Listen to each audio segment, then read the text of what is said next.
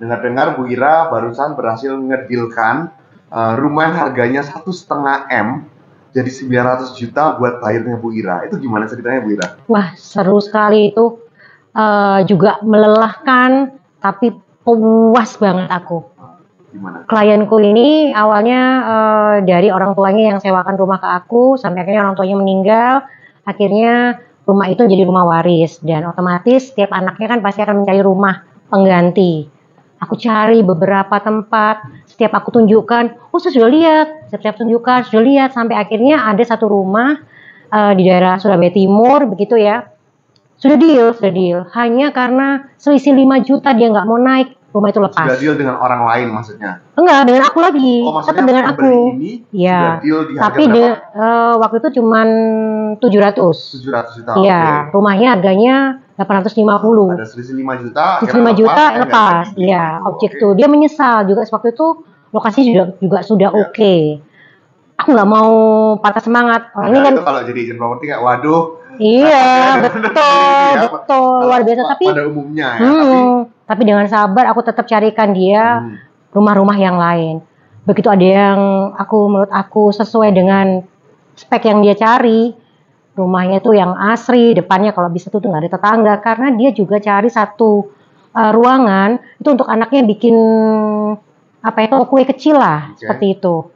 Ya, dengan spek yang dia inginkan. Ya, melebihi, bahkan karena lebarnya lebih ya. Akhirnya ketunjukan, cuman sebetulnya harganya nggak masuk akal. Harga 1,5 M. Padahal dia nyarinya di 700 juta itu. Iya, betul. Aku sedikit nggak masuk akal. Kenapa bisa kepikiran untuk nawarin yang 1,5 M padahal dia ngomongnya budgetnya 700 juta? Karena aku lihat lokasinya. Lokasinya oke. Terus dengan lebar yang luar biasa buat aku. Kirim aku ke bayarku. Wah, cocok nih Bu. Oh, tapi harganya coba aja Pak ditawar. Nanti akan saya sampaikan. Tugas saya ini kan bisa mikir kayak pada agent pada umumnya bahkan kayak waduh ini nggak mungkin ya, dia percuma. Betul. Masa nawarin yang jelas-jelas dia 700 juta aja, selisih 5 juta aja nggak mau. Iya, betul. Sedangkan aku nawarin 1,5 M loh ini, which is 2 kali lipatnya loh. Nggak tahu? Aku nggak tahu sih, itu kenapa kayak ada dorongan tuh, aku yakin banget rumah itu aja. Iya. Oke. Sampai di rumah itu sebenarnya aku sendiri sebagai agent tuh merasa gini, ini kalau aku punya uang, rumah itu ambil sendiri. Iya, karena rumah itu nggak usah direnov, sudah asri, sudah oke, memenuhi standarnya dia lah. Aku kirim, Pak berikan penawaran. Penawarannya nggak masuk akal. Berapa? Under 1 M. Ya karena kan dia juga iya sih, ya? Betul. Cuman sebenarnya aku merasa dia punya uang, cuman memang mungkin dia kasih spilling lah untuk bangun toko kue anaknya, seperti itu. Aku bilang, Pak ini bagus, ini murah, jangan sia-siakan. Karena saya juga bisa tawarkan ke home builder loh Pak, untuk mereka bagi 2. Sudah Bu, ini yang terakhir 900. Mampus aku sebetulnya. Untuk berani menyampaikan kepada vendor tuh rasanya aku nggak pede. Karena agent properti pada umumnya juga itu ya. Iya. Kalau rendah kita betul. Juga, bukannya kita nggak mau ya, kita nggak berani. Iya, nggak berani. Takut disemprot lah. Ya, oke.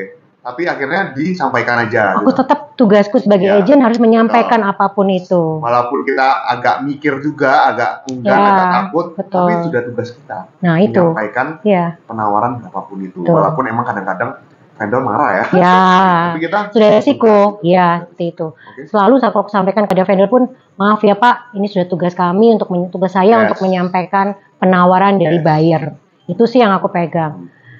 Dan singkat cerita dengan kekuatan doa, deal harga 900. Kenapa itu bisa dari 1,5 M jadi 900 juta? Ternyata di balik cerita itu, penjualan itu, rumah ini sebenarnya diagunkan pada pihak ketiga. Dan ini yang lagi memasarkan nih pihak ketiganya ini. Betul, seperti itu. Jadi tanggungan dari pemilik rumah kepada pihak ketiga itu memang 900. Dan sudah diberikan waktu juga ya. Iya, diberi kesempatan pada pemilik untuk menjual gitu loh. Harga di atas itu, tapi sampai pada akhirnya juga pada batas waktu yang ditentukan tidak ada terjadi transaksi. Jadi akhirnya bayarku lah yang diambil karena dipertimbangkan adalah pembayaran pola bayarnya cash. Berarti ada faktor itu ya, bahwa akan dibayar dengan cash, berarti prosesnya tuh cepat. Cepat. Jadi, sehingga pihak vendor atau pihak ketiga itu akhirnya menerima seperti itu. Wah, itu apa yang dirasakan oleh kliennya Bu Ira, bayarnya Bu Ira ini? Aduh, rasa syukur itu yang luar biasa. Sangat-sangat sepertinya aku tuh adalah malaikat tak bersayapnya mereka, padahal juga enggak gitu loh. Cuman ya aku ngerasa bahwa aku bisa bantu maksimal buat mereka. Yang Pak Ferry harus tahu ya, untuk free agent itu nggak seberapa Pak Ferry, karena aku mesti kobro dengan agent lain. Tapi kepuasan batinnya itu yang sampai hari ini tuh masih terngiang-ngiang. Bahkan mereka pun memberikan apresiasi yang luar biasa.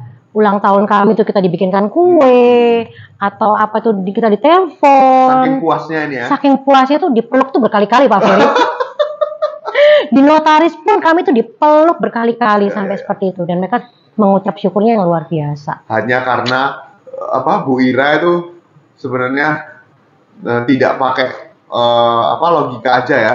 Ada dorongan bahwa kayak tawarin aja nih betul, siapa tahu mau dan berani juga menyampaikan penawaran jauh di bawah itu, dan ternyata diterima gitu loh. Ini membuktikan bahwa penawaran berapapun harus kita sampaikan. Kalau seandainya vendor juga nggak mau, ya sudah nggak apa-apa, kita sampaikan juga nggak bisa. Itu yang buat poin aku juga begitu. Jadi mulai sekarang itu aku harus berani untuk menyampaikan gitu loh. Karena tugas jangan mental block seperti itu sih Pak Ferry. Puas nggak? Wah, sangat puas. Bahkan mereka mau nitipkan beberapa rumah lagi ke aku untuk seperti itu. Berarti ini ya ini salah satu transaksi yang sangat memorable ya. Oh, betul. Ya. Sangat. Karena lebih daripada uang komisi yang kita terima tapi justru kepuasan batin bahwa kita sudah membantu klien kita dengan semaksimal. Betul. Ini melibatkan perasaan. Haru biru. Itulah pokoknya. Jadi agent itu nggak hanya sekedar kita melihat fee yang kita dapat ya, tapi relasi yang kita jalin dengan buyer atau dengan vendor. Seperti itu sih Pak Ferry. Yes. Kalian baru aja dengerin dan nontonin podcast Curhatan Agent Property yang diproduksi oleh Safir Max Epicentrum. Thank you for watching and keep following us di YouTube channel FW Property Network.